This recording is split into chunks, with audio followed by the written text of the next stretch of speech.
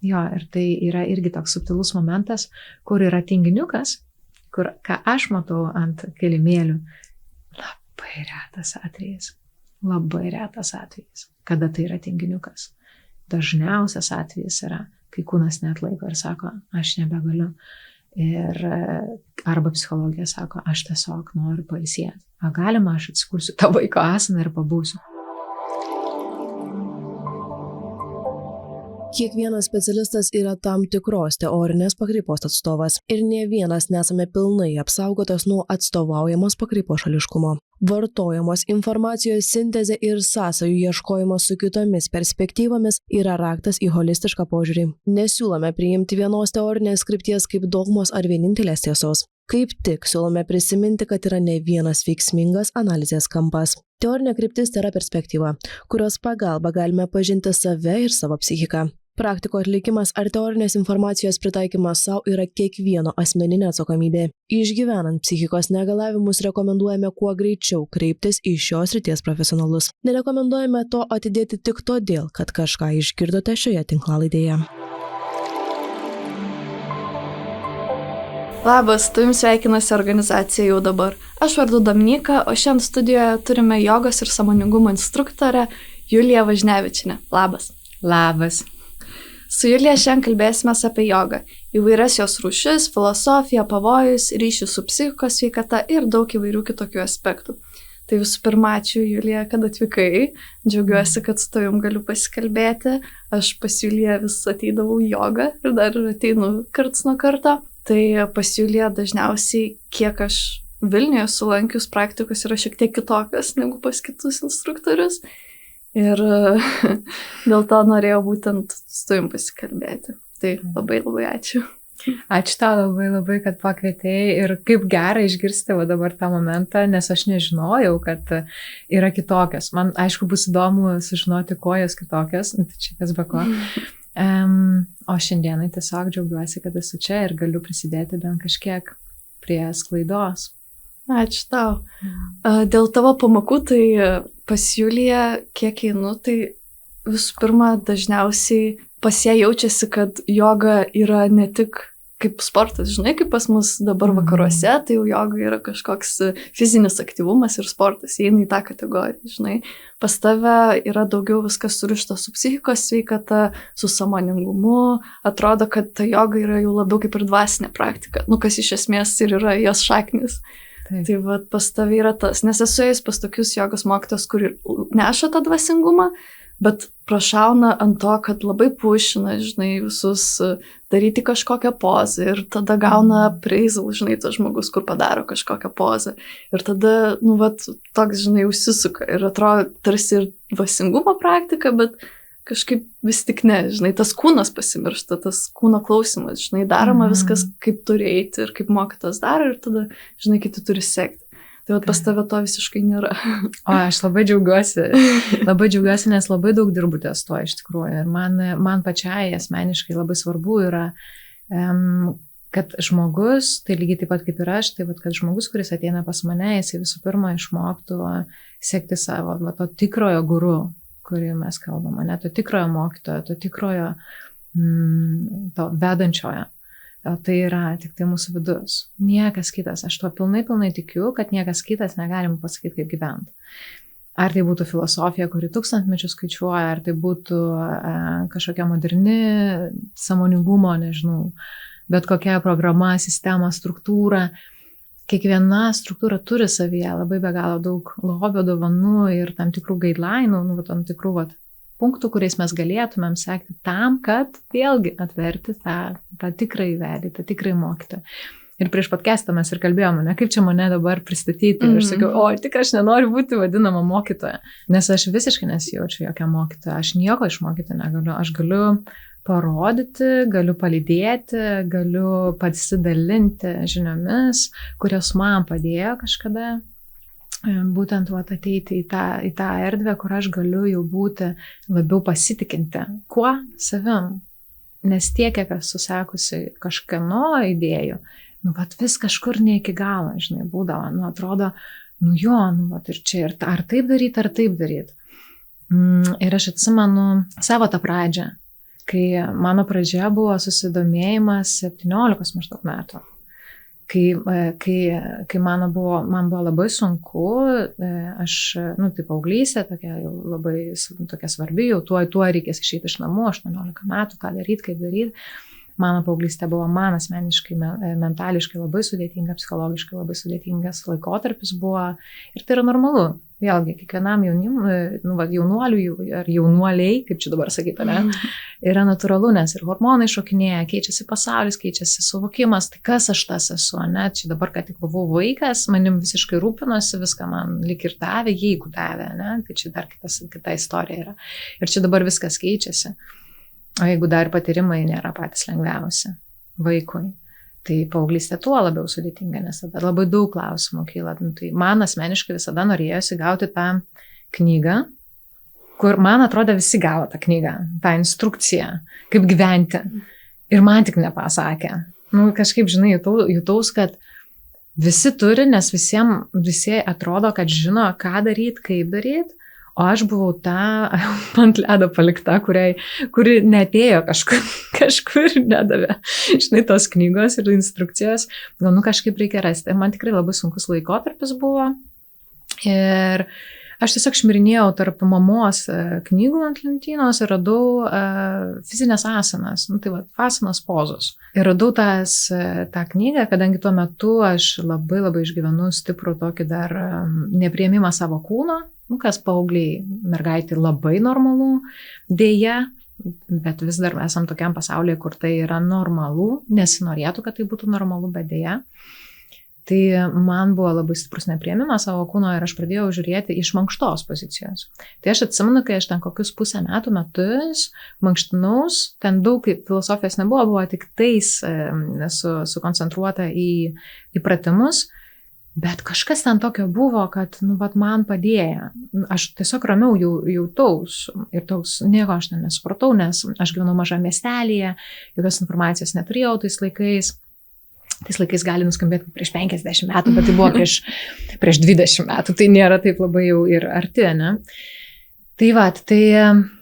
Bet baigėsi mano ta kelionė labai greitai, kai aš išsikraušiau į Vilnių jau ir prasidėjo kitas mano gyvenimas ir jau po ilgo laiko tarpo aš vėl atsidūriau į toj pačioj psichologiniai duobėjai.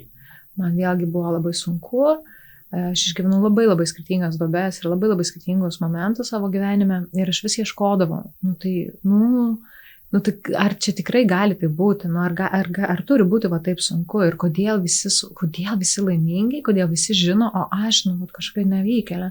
Nieko nežinau, man nieko nesigauna, aš čia ir tą bandau ir nieko nepavyksta. Nors iš tikrųjų visą laiką buvau tas overachieveris, kur, to reikia tobulai padaryti, reikia viską padaryti. Tuo pat metu studijavau ir dieniniam programavimui, ir dirbau, ir labai daug visokių projektų papildomų dariau, ir visko atrodo dariau. Ir vis tiek man atrodo, kad aš nieko nedarau. Kad čia visi viską žino ir čia vienintelė man nesiseka ir panašiai. Ir taip aš patekau ir korporacijas dirbti su marketingu.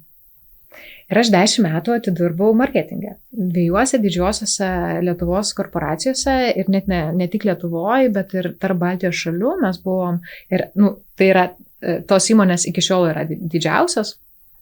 Tai buvo Maxima ir Pigų grupas. Tai nėra, kad tiesiog mažytės įmonėlės, tai tikrai labai didžiulės sistemos yra ir aš ten dirbau 10 metų. Ir aš atsimenu mano perėjimą iš vienos įmonės į kitą, nes aš labai lojali visą laiką būdavau ten. Ir po 6 metų darbo Maximoje, tai man buvo toks, kad aš atsikėliau ryte, eiti į darbą, nes persikėlė ofisas, aš galėjau pėstute pradėti vaikščioti. Aš pradėjau vaikščioti pėstute ir aš einu vieną rytą ir aš suprantu, kad aš tiesiog fiziškai nebegaliu. Aš nebegaliu nueiti. Ir aš buvau atėjusi iki tiek, kad mano kūnas atjunginėjo mane. Aš tiesiog pakreipdavau, pavyzdžiui, į šoną savo galvą ir aš apalpdavau. Ant tiek buvo įtampos kakle. Ir aš supratau, kad ta atsakomybė visą, tie pečiai, visą aš tiks, žinokit, visiškai buvau toks robotukas, negalėjau pajudėti, apie kokius šokius ten ar apie lankstumą, tai net nebuvo šalia, net nestovėjau šalia lankščių žmonių. Nes visiškai visa tokia, geriausio atveju atsipalaidavimas ten po butelio ar 2 vyno. Čia geriausio atveju būdavo. Tai čia mes suprantam, link kur veda, link alkoholizmo ar link visiškai priklausomybės. Tai aš atsimenu tą rytą, aš einu ir aš suprantu, kad mano kūnas tiesiog neina. Jo, nesupratau. Tam pirmą kartą man buvo šokas, nes aš fiziškai lyg atsiduriu prie tos stiklinės sienos ir aš negaliu paeiti. Aš eit atgal, einu. Gerai, eit vėl link savo ofiso, negaliu paeiti. Iš šono einu. Ir aš žinokit, tikrai toks buvo blemba momentas, kur man nieko neliko, aš atsidavau ant bordiūro vidury kelio. Ir tiesiog, nežinau, į ką aš kreipiausi tuo metu, bet į kažką, į visatą gal. Aš sakiau, kad tiesiog kažkaip atsiųs man kažkokį ženklą, kas čia vyks ir ką man daryti. Aš atsidariau Facebooką. Nes vis tiek scrollint, patinka, ką dabar dėti ant bordiūro. Aš atsidariau tą Facebooką ir aš pamačiau patį pirmą įrašą, kuris man buvo išmestas, buvo jogos stovykla Lietuvoje. Ir man kažkur ten smegenis suveikė, kad kažkada paauglystėje man lyg padėjo, matyt reikėtų jau, dar ir pirmas ženklas, nes čia paprašiau, kai kažkaip čia suveikė. Ir man kažkaip palengvėjo. Aš kitą dieną galėjau nueiti į darbą, bet aš jutau kažkokį lyg nukrytęs akmuo ir tuo pat metu toks besiveršiantis kažkoks skausmas, nes prieš tai aš nieko atrodo nebejutau. Tai ta istorija mano pradžios yra tokia, sunkiai, jinai nėra lengva. Ne iš drugelių ir ne iš gero gyvenimo aš čia atėjau į tą jogą. Ir dažniausiai taip ir atsitinka, ką aš stebiu dabar per 6 metus, kad kai aš esu jau šitame savo kelyje, 4 metus jau dirbu su žmonėm, tai dažniausiai, kokie 95 gal procentai, pradeda ieškoti ir ateina tada, kai yra labai blogai. Ir dėl to mano tikslas visą laiką būdavo, o kaip palengvinti, o kaip čia dabar padaryti taip, kad mes galėtumėm šypsotis tiesiog. Nebūtinai, kad man tas, kalbant apie jogos filosofiją, jeigu taip žiūrėt, tai yra momentas, kai yra nušvitimo tikslas. Filosofiškai visa sistema veda į nušvitimą. Ir labai paprastai ten viskas yra. Tai yra vyrų sportas ir vyrų filosofija. Maždaug nuo 40 metų vyrai palikdavo savo šeimas ir eidavo į nušvitimą. Ir jie praeidavo tos 8 laiptelius vadinamus, tam, kad galėtų nesustojus visiškai be jokios pertraukos medituot ir nušvist. Tai ar tinka mums šiuolaikiniam pasaulyje šitas momentas? Ir kartais mes ieškom to nušvitimo. Tai man atrodo, kaip daugelis dalykų pasikeitė, tai ir jogos požiūris, arba bent jau požiūris į jogą, kaip į filosofiją, irgi lygiai taip pat kviečia pakeisti save tą požiūrį. Tai koks tas nušvitimas gali būti? Nušvitimas gali būti, kad gyvenimas yra gražus, kad verta jį gyventi ir kad jį galima gyventi lengviau, kad tie sunkumai, su kuriais mes susiduriam, jie nėra, niekam nėra pažadėta, kad jų niekada nebus, bet kad jie gali praeiti lengviau, arba mes lengviau galim po jų atsistatyti, tai galima tą padaryti. Jo. Tai aš dabar galvoju, gal ir gerai, kad tas yra vienas mikrofonas, nes tik aš šneku, žinai. Aš kažkaip taip ir tikėjausi. Ai, jo. Bet kaip pasakai, žinai, apie tą filosofiją ir kad, ta joga iš esmės skirta tam, kad galėtų ilgiau meditacijų, žinai, išsėdėti. Taip. Tai man tokia asociacija, žinai, dabar atrodo žmonės eina į jogą, kad po to ofise galėtų be skausmo, žinai, išsėdėti ilgiau. Ok. Įdomus labai. Tokia asociacija, bet man taip pat iš karto. Taip. Nebuvau apie tai pagalvojus iš tikrųjų šito kampo. Bet yra tame momentas ir aš matau šito vietoje 2 tokius dalykus. Vienas dalykas, jeigu tas ofiso buvimas, ta veikla teikia malonumą ir suteikia pastogį ir kažkaip prisideda prie tavo augimo, prisideda prie tavo gyvenimo, tai okei, viskas good. Ir tuo pat metu yra rizika tam tikra, užsisėdėti tenais, pamiršti, dėl ko iš tikrųjų tu gyveni. Jo, tai čia kiekvienam, aišku, individualu yra. Vienas ir gyvena, jaučia tą, kad aš noriu pasitarnauti tam tikrai temai, tam tikrai veiklai. Ir vis tik tai tas nušvitimas šiuolaikinis, tai yra apie tai, kad viskas okei, tu pasidaryk, bet tu nepamiršk ir savęs. Nepamiršk savo kūno, nepamiršk savo proto, mentalinės sveikatos, nepamiršk savo ir dvasinės sveikatos lygiai taip pat. Ir man atrodo, gal ne veltui paskutiniu metu, aš pati liudiju, kad paskutiniais metais labai daug kas ieško to tokio kažko daugiau. Kažko daugiau. Ir vėlgi tame pačiame, ką galiu matyti, tai kad ir never enough simptomą, kad mes vis labiau jaučiamės mažiau verti. Jo, ir dėl to ieškom, aš jau meditavau, jau šitą aš praėjau, jau dabar noriu normaliai jau ten, ką jau ten galim daryti, aš kažkada gavau klausimą tokį, net ne klausimą, tokį atsiliepimą, kad, žinok, aš jau tavo tą vinyasą jau neisiu, nes jau aš prisivinyasinau, jau čia prisijoginau, tai man jau, kažko norisi normaliau, žinai, kažką toliau. Tik apie ką čia tas toliau? Tai ar čia veiki iš tos intencijos, kad man nepakanka kažko ir aš vis ieškau, kas mane užpildys, o iš išorės užpildyti nieks negali. Taip yra. Oi, kiek aš ieškojau, kad kažkas užpildytų, bet neišeina tiesiog toks, neveikia visatos principas toksai. Ar vis tik tai jauti, kad jau peraugai, galbūt kažkokią praktiką peraugai ir jau suvok, jau supažinai savo kūną, jau gali atpažinti jo impulsus, apie ką tą fizinę praktiką. Tai aš norėčiau grįžti galbūt tą momentą, kai dalinais apie tą mano jogą. Tai apie ką joga bendrai, tai kiekvienam šiuolaikiniam pasaulyje, kiekvienam joga turi savo prasmę. Ką aš matau, tai turi savo prasmę ir tam yra erdvės būti. Pati joga turi labai aiškius principus. Ta pati filosofija yra 8 laipteliai, jie taip verčiasi, tai ne kaip laipteliai, bet iš esmės tai, kad mes veikiame tam pačiame, bet yra ir tuo pat metu mes vieną nuo kitos nukeliaujam, kaip laipteliais. Tai čia toks, aš kadangi vizualinis žmogus, tai aš galėčiau nupiešti labiau, negu papasakoti, įžodinti. Tai vėlgi yra moraliniai principai. Pats pirmas laiptelis yra moraliniai principai. Ir kiek lankančiųjų jogą iš tiesų atliepia tuos moralinius principus ir laikosi tam tikrų nurodymų, pavyzdžiui, tai moraliniai principai yra nevogti, nepasisavinti idėjos, nepakenkti kito savivertei. Yra labai aiškus, atrodo, prieš 1000 mečius išrašyti filosofiniai teiginiai, bet jau tada buvo kalba apie savivertę, kad jeigu tavim pasitikė žmogus, tai tu neturi teisės jam kažką pasakyti tokio arba kažką tokio padaryti, kad pakenktum jo savivertei.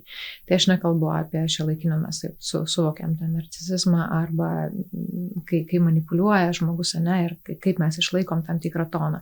Bet čia apie tai ir yra, kad kaip mes išlaikom tą toną, su kuo mes kalbame. Ar mes netgi tą pačią tiesą, nes dar vienas principas yra jogos filosofijoje, kad yra tiesa. Tiesa su kitu, bet visų pirma tiesa su savim. Tai kiek aš galiu išlikti tiesoje su savim ir tą tiesą transliuoti ir kitam, bet kokiu tonu, su kokia intencija, ar įkast, įžeist, pažemint, paneigt tą savivertę kito žmogaus, jį sunaikint tuo pat metu, ar vis tik tai yra kalba apie tai, kad aš galiu su atjauta ir su meilė tą pačią tiesą ištransliuoti. Ir labai įdomus yra, labai gražus yra, tai yra toks posakis, apie šitos moralinius principus iš jogos filosofijos, būtent, kad jeigu turi ką vertingo pasakyti, tai pasitikrink, ar tai yra iš meilės, Ir jeigu ne iš meilės, bet vertinga, tai pabūk ir lai ateina ta kalba iš meilės, tas pats. O jeigu nei iš meilės, nei vertinga, tai nesakyk. Tiesiog, it's simple. Tai atrodo paprasta, ne? O mes gyvenam tame pasaulyje, kur yra be galo daug visko. Ir mes prisidedam prie to paties. Įrašom dar vieną podcastą. Iš esmės. Tai yra apie tą patį, ne? Kad yra labai labai daug žinučių, labai labai labai daug yra informacijos, kaip atsirinkti žmogui, kurios klausytis, kurios ne. Tai jeigu atsakant į savo klausimą, kurį uždaviau, kaip atsakyti, tai jeigu rezonuojat ir klausau, nerezonuojat ir neklausau. O kaip vis tik tai kreipti save iš jogos perspektyvos, kaip man kalbėti, kaip man kurti, prie kokios kūrybos man prisidėti, tai ten, kur yra meilė. O meilė gali būti labai platu, bet ir tuo pat metu tai yra ta būsena ir pasirinkimas. Nes mes galim galvoti, kad meilė yra tik tai, kai aš myliu kitą žmogų ir jaučiu ten šiltus tos tokius jausmus. Ir tai gali būti, kokius aš veiksmus tuo metu darau. Tai va čia iš tos meilės. Tai aš mokusi, kūno terapiją ir ten, procesas, ir vis su viena kursiokė mes kalbamės ir manęs vis klausia, bet ar bus kažkada toks pointas, kad aš jau viską iki galo, savyje jau padarysiu sąmoningo ir, kad aš jau pilnai pagysiu, Ir aš vis atsakau, ir kaskart mes turim tą diskusiją, nes nesuturim, sakau, bet jeigu tu galvoji, kad tu pagyt turi, tai jau tu kažkuo sergi, tu manai, tau kažkas, negerai, čia jau, yra kažkas jau ties to pointu, kažkoks, reikalas. Tai vad, kai kalbėjai apie tą neverną, man vis tą diskusiją, iškėlė. Ir, čia irgi kažkiek atrodo to tokio kapitalizmo, dalykas parėjęs labai stiprus, kad dar, ir kai atėjo dvasinės praktikos į vakarus, atrodo, kad irgi to kapitalizmo biškai paragavo ir persismelgė dėja. Tai, į tą temą gal ir paklausiu, kaip tu, tą izoliaciją, galbūt kaip pakomentuotum, kur joga kaip sportas, ir joga kaip dvasinė praktika.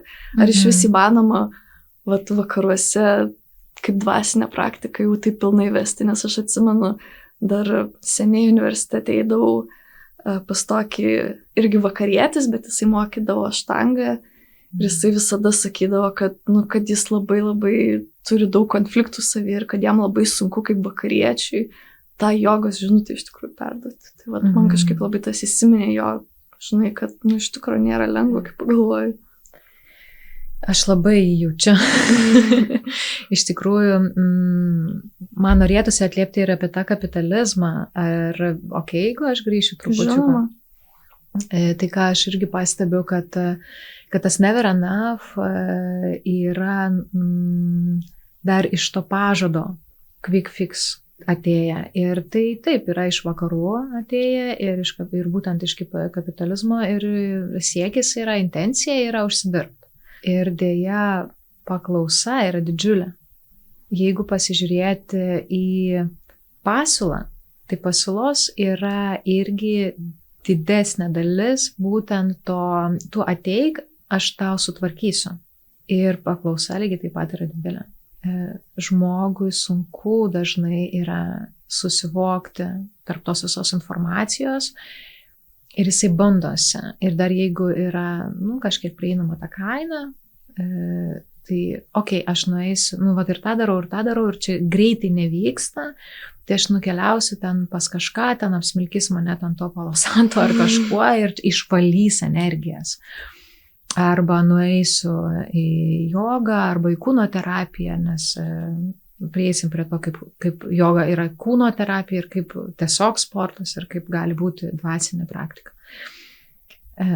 Ir ateisiu tenais, nes panašu, kad ta instruktorė, arba dažniausiai ir vadinasi mokytojas, labai gerai atrodo, pastovi šypsosi Instagrame, tai aš irgi taip noriu, tai aš ten nueisiu ir ten irgi man viskas bus okei. Arba pasako ten, pakvepuok ir tau viskas praeis. Ir mes naivus, mes tikim, ypatingai tiem, kuriems sunku yra viduj. Tai vienas momentas yra ten ta energija, kai yra Deja, yra trūkumas tam tikro išsilavinimo, nes labai paprasta yra pasakyti žmogui, kuris niekada nėra palikęs savo mažo miestelio, kad jeigu tau nesiseka su, pavyzdžiui, moterį paimta, nesiseka su tavo geriančiu vyru, tu ateik, aš pamokysiu, kad jis nebegers ir dar uždirbs to milijonus. Ką ta moteris darys? Jis sakys, pabandom. Nes jinai turi vilties, kad viskas dar gali būti gerai. Ateina ir supranta, kad jeigu supranta, kad, nes dažniausiai sako, čia žinok, tavo kaltė yra, tu nepakankamai atsivėriai. Ir čia yra didžiulis momentas, kai žmonės veikia tiesiog iš tos intencijos tik uždarbę, kur nepasižiūri į tą gilesnį, o ką mes galim, ką su tuo padaro. Ką žmogus savo dėl to padaro, į kokią dar liūną didesnį jisai patenka, nes tai yra ta pati priklausomybė. Ir kai atėjo dvasinės praktikos, tai dar labiau pasimatė. Ir man asmeniškai toli nereikia eiti, aš 2 metus pati buvau toje bendruomenėje. Ir aš irgi tikėjau. Ko nublemba, aš virš 30 metų ieškau. Ir man vis tiek sunku, ir man vis tiek ateina depresyvios nuotaikos, ir man vis tiek yra ten dėmesys, negaliu dėmesio kartais sulaikyti, negaliu to padaryti, būsena ateina tam tikra. Ir kai pasako, kad žiūrėk, tu tik padaryk tą ir tau niekada nereikės šito jausti. Tu tik laikyk mane.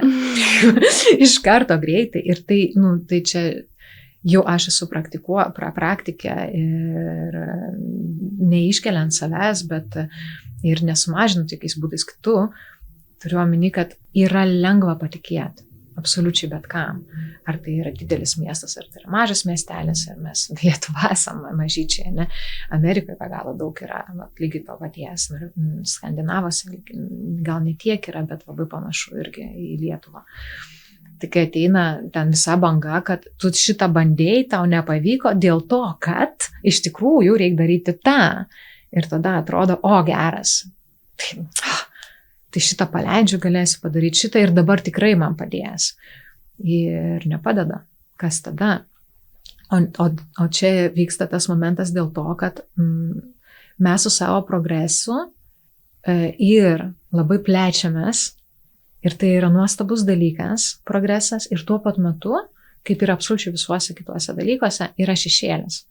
Ir ta šešėlinė dalis, ta toksinė dalis yra ta, kad mes įpratom viską gauti vienu kliku. Man norisi valgyti, aš užsakau, man pagamina, atveža. Net nesvarbu, kur aš esu, ar parke, ar miške, mane kurjeris ras. Aš noriu švariuose namuose gyventi, aš jungiu tą. Ir čia nėra apie tai, kad negeri šitie dalykai nuostabus, nes jie atlaisvina mums erdvės, būti savim, gyventi, nebereikia ten prie prūdo plauti tų skalbinių, arba tenais gaminti būtinai, jeigu kažkas nenori gaminti. Bet tas įpratimas, jisai persismelkia ir į kitas rytis. Ir į tas pačias rytis kaip psichologinė sveikata, fizinė sveikata. Tai man jos tolygios yra, dėl to aš kalbu tuo pat metu, bet mes kaip būtybės, mes lygiai taip pat ir to platesnio kažko norim, to kažko, tos tam tikro susijungimo su visame, to pojūčio. Ir kartais, kai praktikuojat, gali tą pajausti, tą tokį vienio jausmą, kai tu saugiai jautiesi, toks geras, šiltas jausmas. Tai mes ir to ieškom, ir tai yra normalu, nes, ta prasme, ne pirmus 10 mečius gyvenam, tai 1000 mečiai žmonės to paties ieškojo. Tai literatūra, ant to stovi filosofija, ant to stovi, kaip čia save pajausti pilnatvėje. Tai ne mes pirminiai paskutiniai, kurie ieškom to paties kažko, ne? Ir man atrodo, kad vis tik tai šiuo laiku mes jau ateiname į tą nušvitimą iš tikrųjų, kad tas greitis, jisai vis greitėja, bet mūsų ritmas mes turim pradėti stabdyti. Ir stabdyti ne tai, kad kažko tiesiog nedaryti, nors kartais tai gali būti vienintelis būdas, kažko tai realiai nedaryti. Ir atkreipti dėmesį kur. Tai kas pamiršta dažniausiai būna kūnas.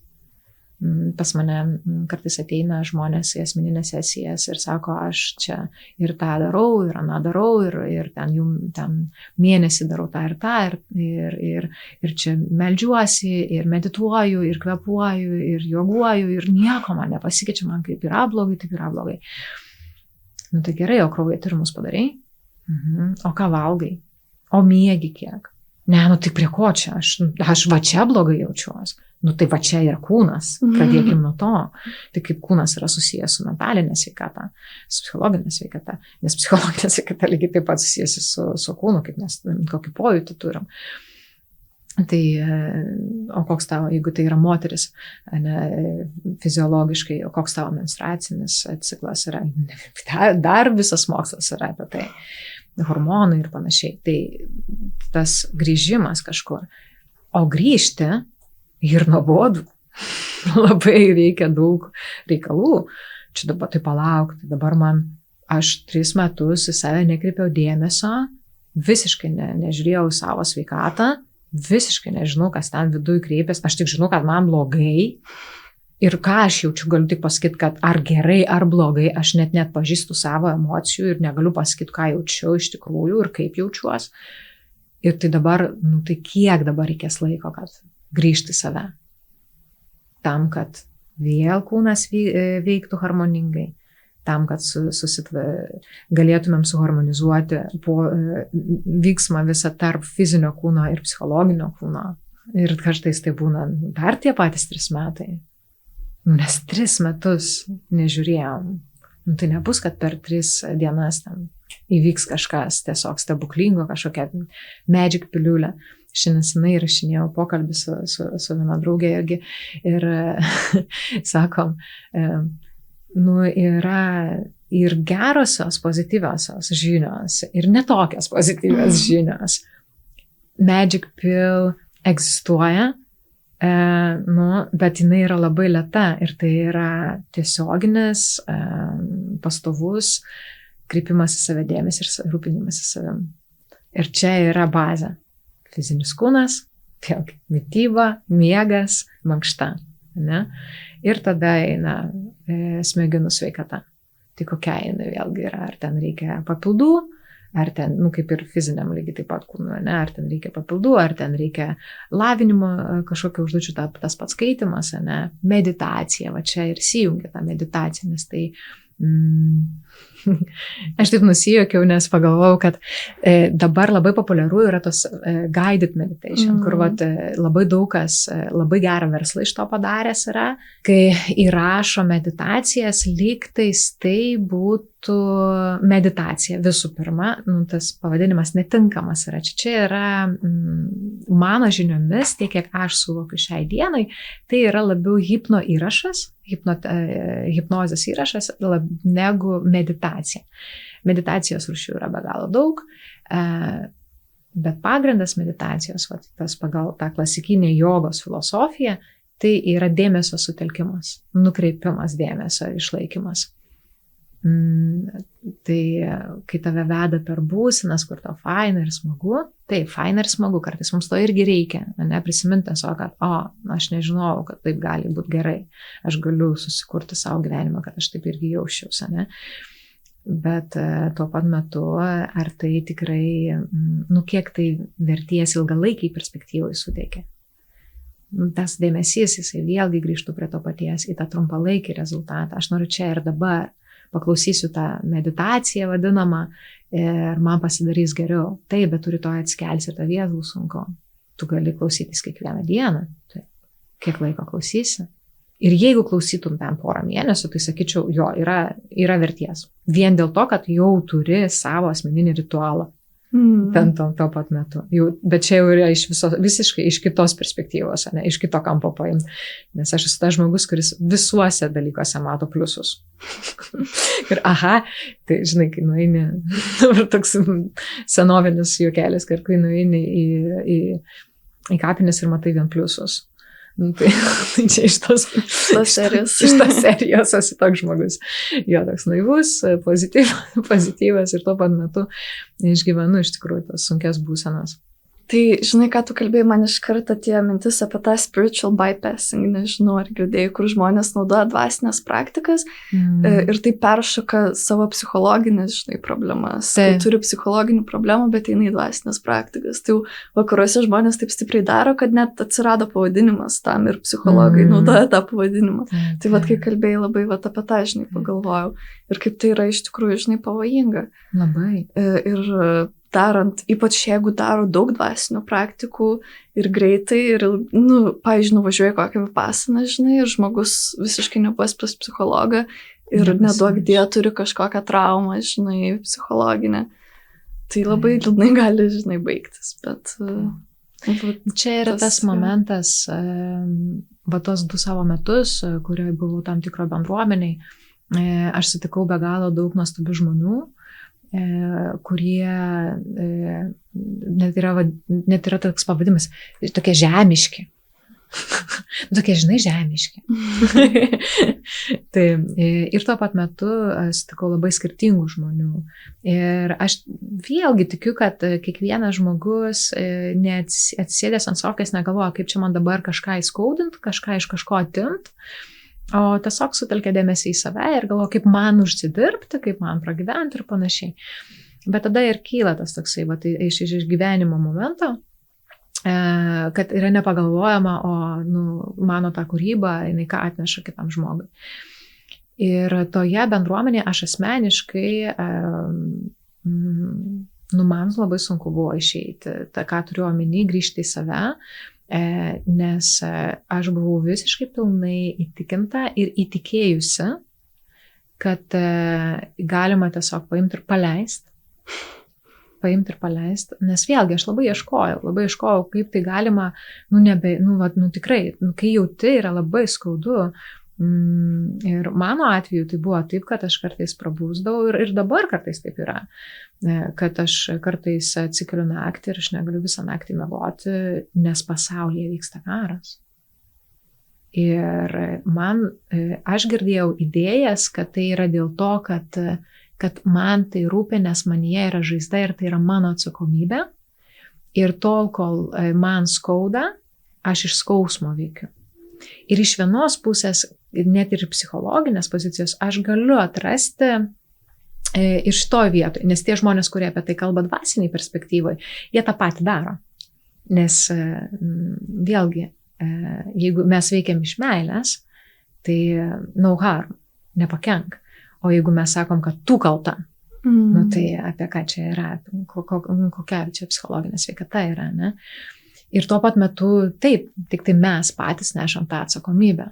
Niekas neateis ir nesutvarkys tos psichologinės sveikatos, niekas neateis ir mitybos nesutvarkys, niekas neateis ir neištems tau tos kojos, žinai. Ir reikės tą padaryti pačiam, bet kokiu atveju.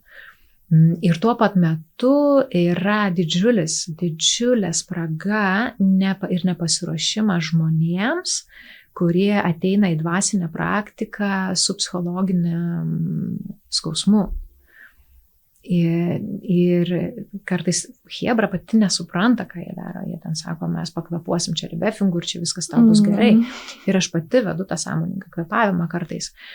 Bet tai koks priėjimas prie to yra, tai čia yra skirtumas. Ar ten atsigula 20-30 žmonių ir žmogus tiesiog pasako, kaip tau reikia kvėpuot, paleidžia muziką ir šalia su būgnu pavaikšto. Žinai, gal, aš čia taip nuvertinančiai galbūt skambu, taip ir yra. Taip ir yra, tiesiog ne taip ir skambu, nes taip ir yra.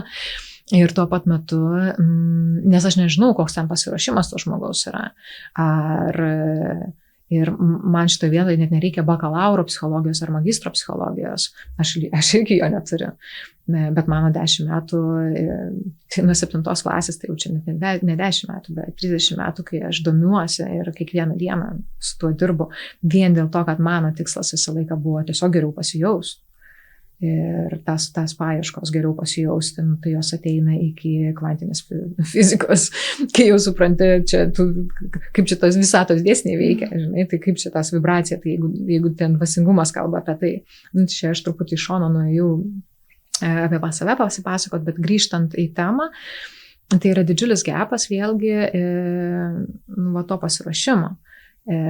Ir dabar, kas vyksta Lietuvoje, apie pasaulį negaliu sakyti, nes dabar metu negyvenu visam pasaulyje, bet ką aš matau Lietuvoje tiesiog ir kaip žmonės ateina pas mane, su kuo kreipiasi ir ką aš matau Instagram'e tam pačiam arba Facebook'e arba tam tikrose grupėse, yra ruošiami žmonės, mentoriai dirbti su žmonėm be jokio išsilavinimo. Ir man būnant toje bendruomenėje, man buvo ir sakyta, tai ką, tai tau vis dar reikia to popieriaus, tai ką tu jautiesi neverta be to popieriaus. Tai ne, hebra, popieriaus man nereikia, bet man reikia žinių. Tai kaip veikia neurosistema, jūs žinot? O jūs žinot, kad yra be galo daug sutrikimų ir man nelabai patinka šitas žodis sutrikimas, galbūt kitoks būdas arba kitoks smegenų sandara, pavyzdžiui, apie tą patį ADHD kalbėti, tai yra kitokia smegenų sandara. Ir tuo pat metu reikia suvokti, kad mes nešam tą atsakomybę prieš tos žmonės, kurie ir nediagnozuoti, ir diagnozuoti yra. Atsakomybė ta, kad tu esi ypatingas. Ne? Ir tada žmogus galvoja, jeigu aš esu ypatingas, tai kodėl tas faktapas man vyksta? Tai kaip yra tada iš tikrųjų? Tai aš pati ar pats kaltas? Ne? Tai aš nešu atsakomybę, tai čia aš kaltas. Tai vienam žmogui tu gali pasakyti tą dalyką, kitam žmogui jokiais būdais, ypatingai overachieveriui, perfekcionistui, pasakyk jam, kad jis yra pats kaltas. Arba kad neša atsakomybę, tai jis ir neša visą savo gyvenimą. Ir tuo pasakymu yra tik tai atsiveria dar didesnė žaizda. Ir aš kažkada tikėjau tuo, tą harsh love, kad kartais reikia pasakyti kažką ten tokio tvirtesnio, griežtesnio. Ir kartais, man atrodo, galbūt ir verta to tokį griežtesnį toną išlaikyti. Ir tuo pat metu aš pastebiu, kiek žmonės tiesiog neišlaiko kantrybę. Jiem atsibosta. Vėl tu apie tą patį, vėl tu čia tą nevertumą. Bet jeigu aš taip jaučiuosi, ne? Tai toj dvasiniai plotmėje yra labai dažnas pasakymas, kad viską, ką tu jauti, yra dėl to, kad tu per mažai kažką darai, per mažai atsivėrei. Per mažai, tiesiog per mažai.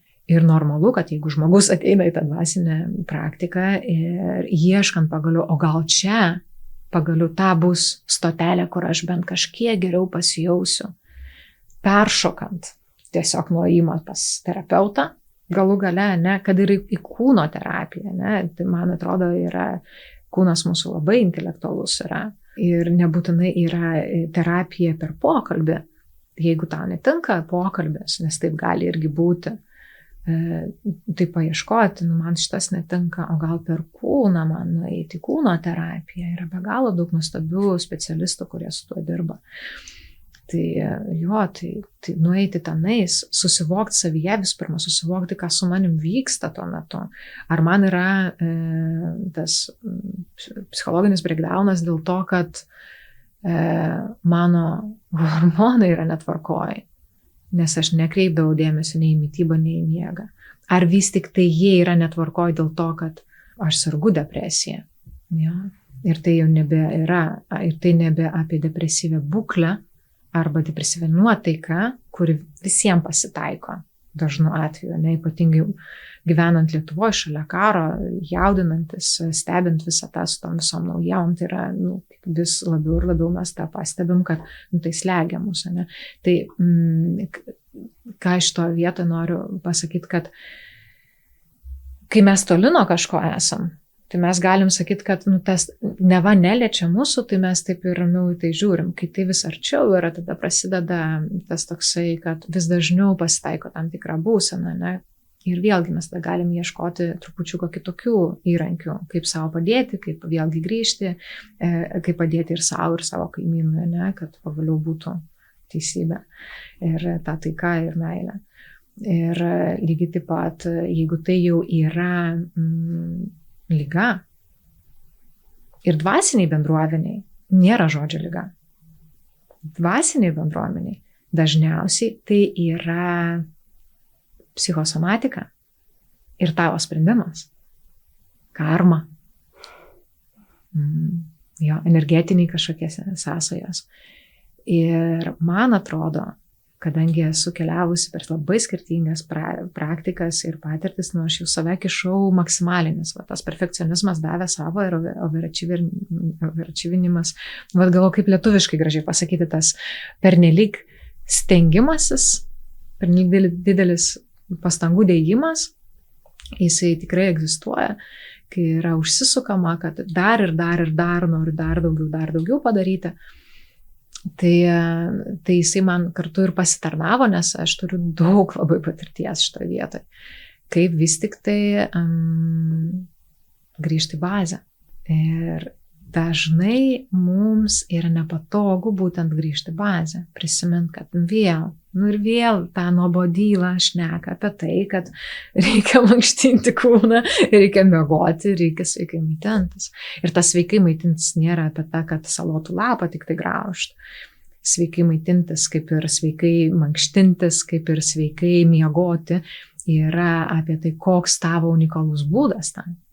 Tai su mano praktikomis, link kur aš stengiuosi visą laiką eiti ir labai investuoju savo daug energijos, kad žmogus pajaustų, o kaip man tinkama, o kaip aš galiu gale pailsėti, nes kartais ir yra tokios praktikos, kur tiesiog ateina chebra, realiai nepamiegoti, ne?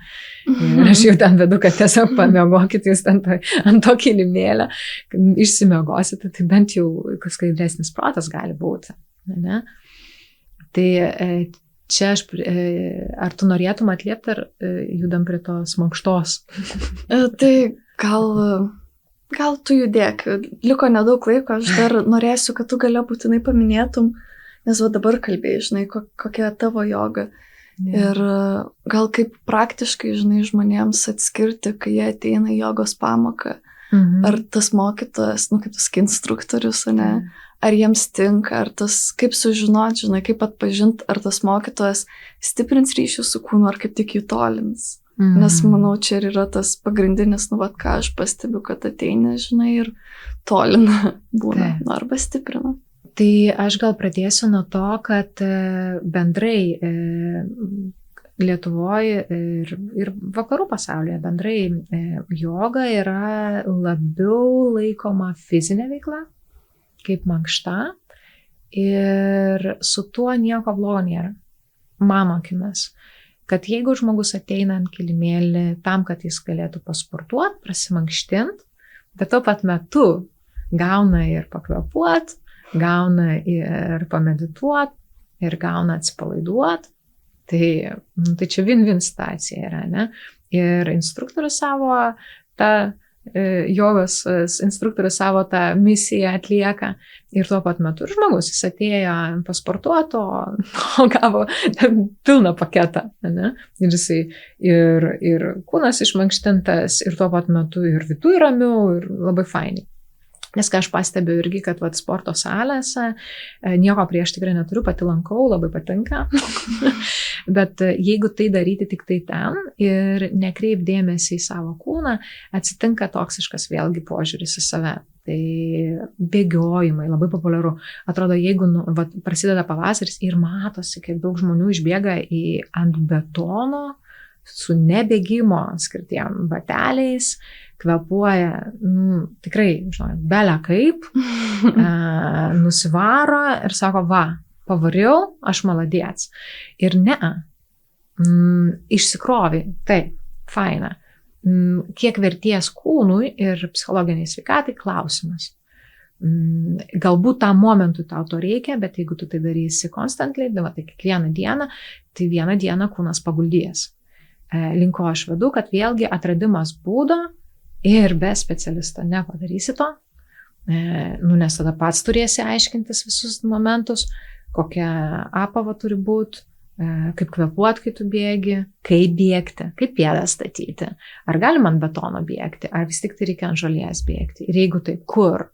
Tarp mašinų, kur yra be galo daug išmetamų dujų, ar vis tik tai miške, o kokios mano galimybės yra, ne, kur aš gyvenu.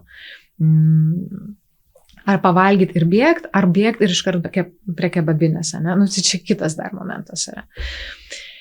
Tai aš link ko vedu, kad tas kūno intelektas, jisai yra labai stiprus, bet kaip tu ir sakėjai, jį galima arba sustiprinti ryšį su to kūno intelektu, jį lavinti, jį atverti gal netgi labiau, ar vis tik tai atitolti dar nuo savęs. Tai va tas stiprus, intensyvus sportas labai dažnai pasirenka naujokai, kol sulūž.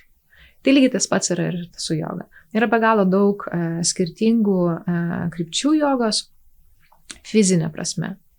Krypčių fizinė prasme jogos yra be galo daug. Bendrai filosofija yra viena. Yra, aišku, dar namai kaip gurų, ten jau dar kita istorija, ten nieko nepapasakosiu, nes niekada netikėjau gurų sistemą ir net nesigilinau tenais truputį. Buvau užmetus porą akių, taip sakant, bet nesijudo man kažkaip, aš galvoju, kažkoks dėdė, dažniausiai tai būna dėdės, pasakos man, ten moteriai, kaip man gyventi ir galima man per menstruacijos kelt kojas viršų ar negalima. Ir čia ne apie fiziologiją, čia apie energetinį poveikį. Tai ką čia dabar Dievas kraujo išsigas, kas čia dabar atsitiks, ne? Tai filosofinė prasme aš pažįstu vieną sistemą, mankštos prasme, ta asanų prasme pozicijos yra be galo daug. Tai yra ir vinyasa, yra prana, yra aštanga, yra yin, kur irgi yra jau kiniečių, ne tiek indų, dar mokyklos, power flow, yra mama flow, jau dabar atsirado tiek flow, kur mes jau net, ką noriu, tą ir vadinu iš esmės.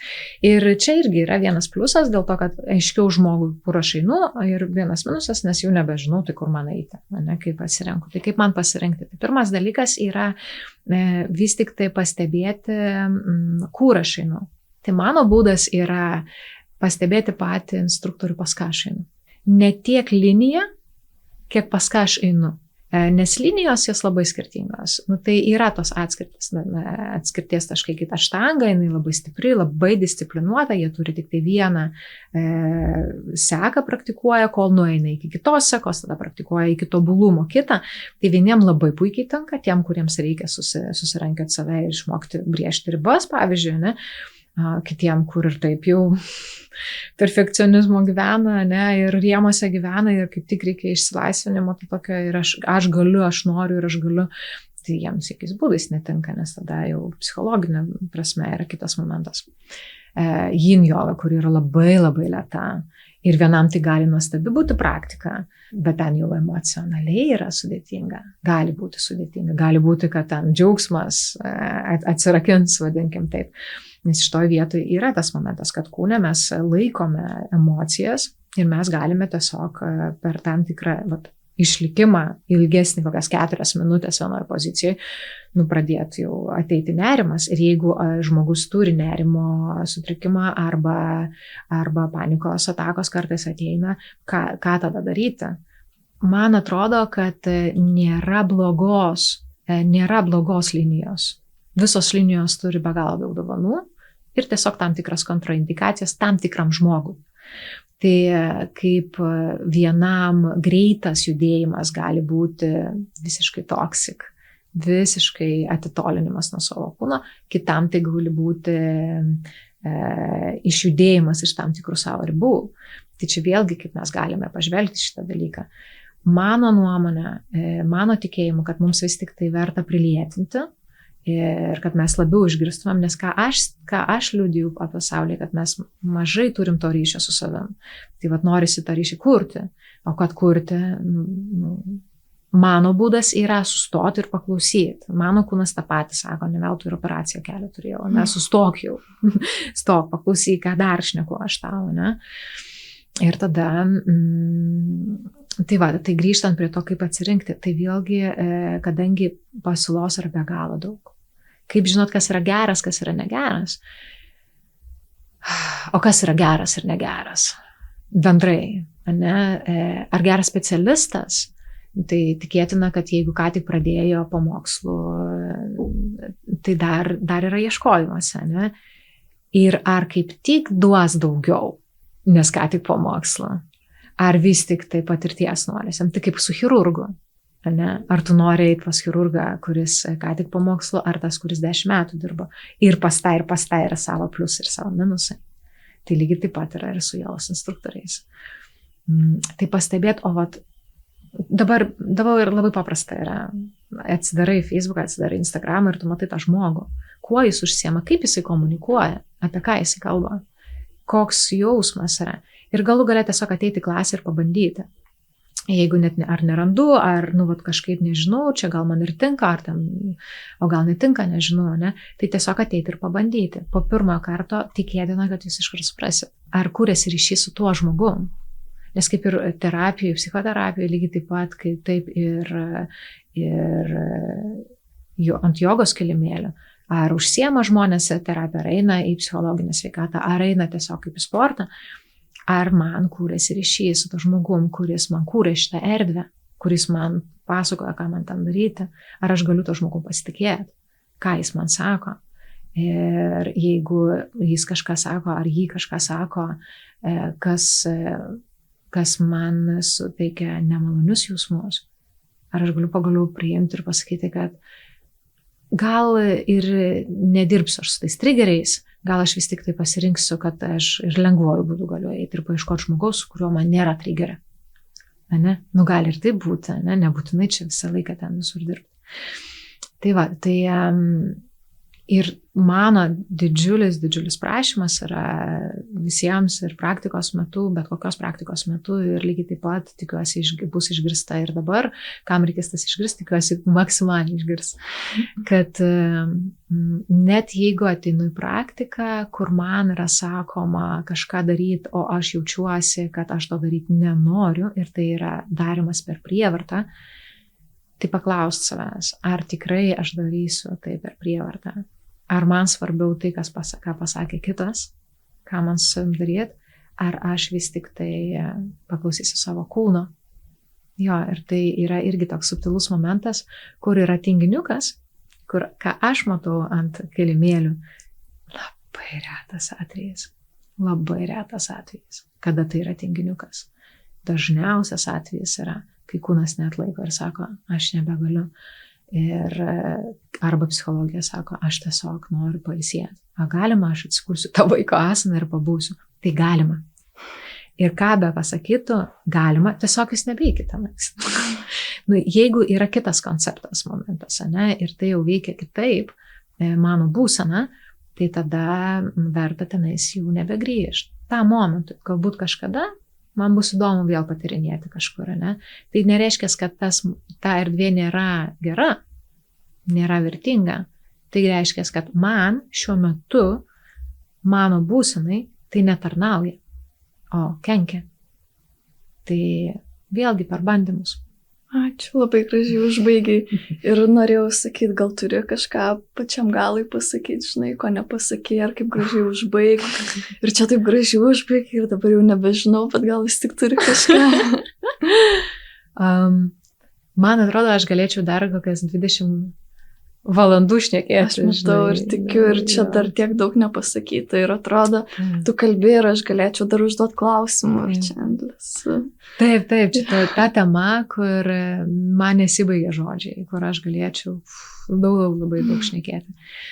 Bet kadangi vis tik tai gyvenam žemėje ir turim tą laiko atsvarą irgi, tai pabaigai galbūt, ko labiausiai norėtųsi pasakyti, kad viskas yra ok. Ir net jeigu yra dabar ne ok, viskas ok. Jo. Ir kad niekas nėra vienas. Ir jeigu kažkas klauso ir galvoja, kad yra vienas, tai nėra. Jo, ir kad tame visame kame esam kartu.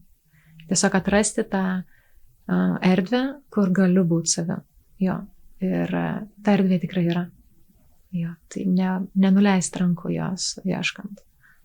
Ačiū. Daug autentiškumo. Čia atrodo, autentiškumo tema vis kilo pas tave, kai kalbėjai. Reikia gal autentiškumą pavadinti, o ne jogos podcastą. Nežinau, žinok, apie jogą tai mes tik pakankamai mažai pašnekėjome iš tikrųjų. Tai jau būna. Tai ačiū tau dar kartą už pokalbį labai. O klausytojams ačiū už dėmesį. Nepamirškite sekti mūsų Facebook, Instagram bei TikTok platformose.